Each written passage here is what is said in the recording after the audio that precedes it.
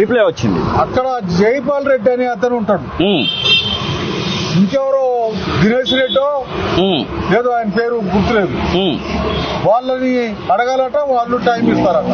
Okay, వాళ్ళకి ఎప్పుడు వచ్చినా ఫోన్ చేస్తున్నా, ఎప్పుడు వచ్చినా మెసేజ్ పెడుతున్నా.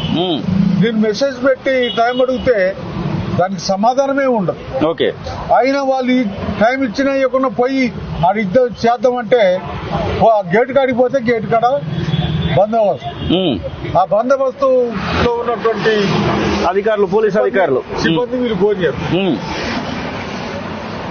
ఇవాళ పరిస్థితి ఏంటంటే నేను అడిగి పోగానే ఒక అతను ఫోన్ లో మాట్లాడుతూ పైకి ఫోన్ చేశాడు. వాళ్ళు అడిగారు, గుమ్మన్ నరసయ్య గారు వచ్చిండండి, గుమ్మన్ నరసయ్య గారు ఉన్నాడండి అని చెప్పారు. గుమ్మన్ నరసయ్య గారిని వెళ్ళిపోమని చెప్పండి, ఇప్పుడు వీలు పడదు అని చెప్పారు.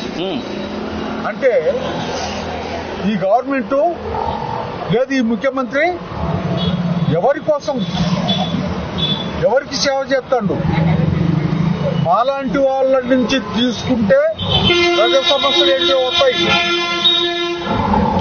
మా అనుభవాలను చెప్తాం, మాకు సంబంధించిన సమస్యలు చెప్తాం. ఆ విధమైనటువంటి పద్ధతిలో అనుభవంతో చేయొచ్చు. ఏంటో అసలు మరి నేను చెప్పేది నబుద్ధి కాకనా, మేమంటే ఇష్టం లేకనా అర్థం కావట్లే. నేను 5 సార్లు ఎమ్మెల్యేనైనా ఎన్టీ రామారావు, రాజశేఖర్ రెడ్డి, చంద్రబాబు వీళ్ళందరితోటి నేను అంటే ముఖ్యమంత్రి